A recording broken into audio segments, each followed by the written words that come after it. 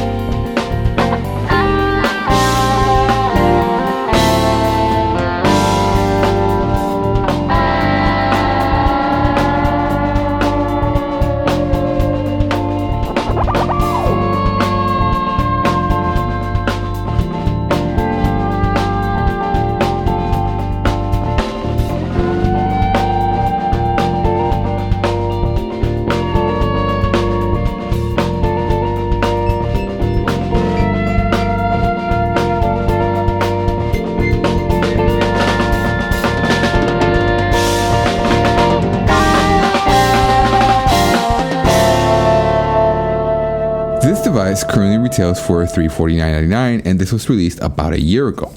Just like the rest of the budget devices, we have very light packaging that is meant to save money more than anything.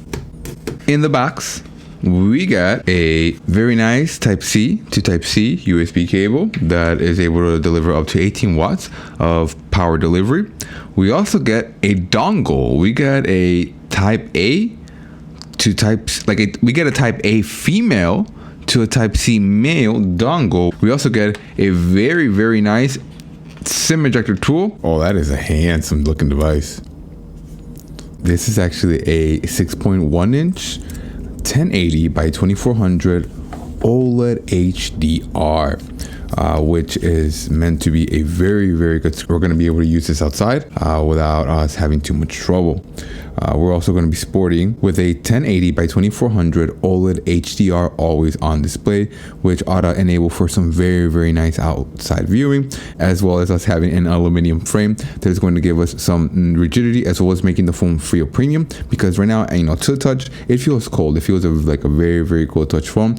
We do have a plastic back, but a glass front, of course. And this time around, I think this should be standard for all devices. But this time around, we have an IP67 dust and water resistance of 3 feet for up to 30 minutes. Now inside, we're going to have the Google Tensor chip. I am very, very excited for it because this is the first time that I am reviewing not only a Pixel phone, but also bear with me as I am learning about these sensor chips for the first time. So in addition to it being this proprietary in-house chip that Google has made for their devices, it's meant to be a very, very efficient chip. Inside, we have a Tensor chip, which is again Google's in-house proprietary chipset that they have built for this device, which is going to be an octa-core processor.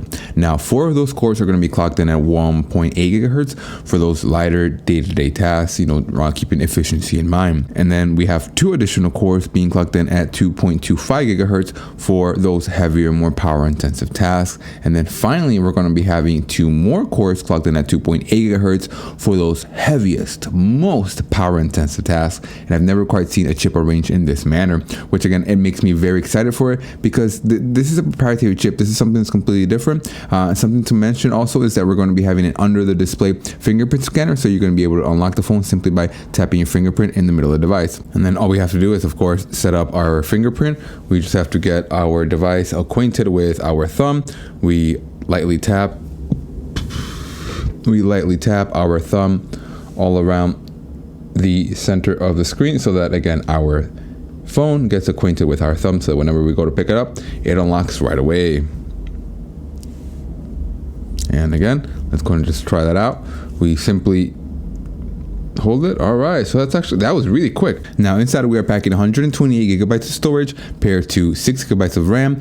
However, the downside is that there is no SD card for expandable storage. Now in the front, we are carrying an 8 megapixel selfie lens that is going to allow us to shoot in up to 1080p and 30 frames per second. So fortunately, no 4K here. So then, geez, that is what a selfie look like on the Google Pixel 6a. So then this is what video looks and sounds like on the selfie camera of the Google Pixel 6a. This looks to be a very crisp camera, albeit a 1080p. You know, I realize it's no 4K, but I mean, it's a good camera. It's getting the job done. There's I mean, not too many negatives to say about it. I guess you guys will be able to tell me once I upload this into the MacBook. So then, this is what video looks and sounds like on the main cameras of the Google Pixel 6a. You guys be the judge of how good or how bad these camera qualities are just as soon as we upload them into the MacBook. And again, this time around on the rear cameras, we're going to be having a 12.2 megapixel dual pixel wide angle lens followed by a 12 megapixel ultra wide lens. It's going to, both of these allow us to shoot again in up to 4K and 60 frames per second, or we could also shoot in normal HD at up to 240 frames per second, which is pretty flipping cool. Which again, that's slow motion territory. That's iPhone slow motion territory. Which is actually pretty good in my opinion. We can go all the way to 1.8. We do have dual band Wi-Fi 6 evolution, so it's pretty much future proof. We have Bluetooth 5.2, we have NFC, USB 3.1, which is something that I don't typically see in phones of this price range, as well as having under the display fingerprint scanner, which you guys were able to see earlier. And we also have a 4410 milliamp hour battery that's able to receive up to 18 watts of fast charging. Downside, however, we have no sort of FM radio capabilities here, but I think that's okay. I think we can just, you know, stream Spotify or Apple Music, or in this case YouTube Music perhaps, and I think we'll be okay. We have 4 of our cores clocked in at 1.8, 2 of our cores clocked in at 2.25, and then the remaining 2 cores at 2.8. Let's go ahead and run this benchmark, and I'll be right back with you guys as soon as this is over. Okay guys, and we are back. If you guys could just get a load of those flipping numbers, it was literally, I think maybe just 3 years ago, that the Galaxy A20 was getting about a 180 something on the single core score. We're at 1400. We are 7 times more advanced. We have a 7 times higher score in the single core than we did in our multi-core a couple of years ago. If I'm not mistaken, these scores are higher than the Galaxy S21 Ultra's scores on both the single core and the multi-core. And this device costs a third of what a Galaxy S21 Ultra would cost. Especially if you get it subsidized, you know, with a carrier. If you switch on over, you could potentially get this thing for free. And I am just blown away by how advanced, by how far along Google Tensor chips have come. Again, this is my very first one of them that I am reviewing, and again, I am blown away.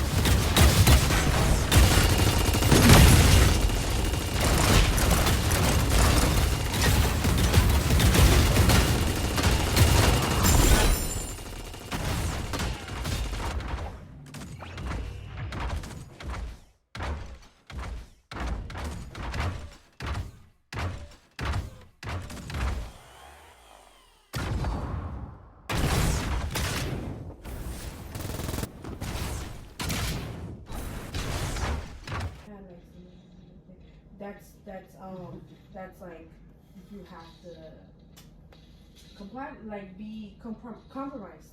You know what I mean? Like that way, you know, he's feeling like out to you, feeling more about them, you know, you have it on the list.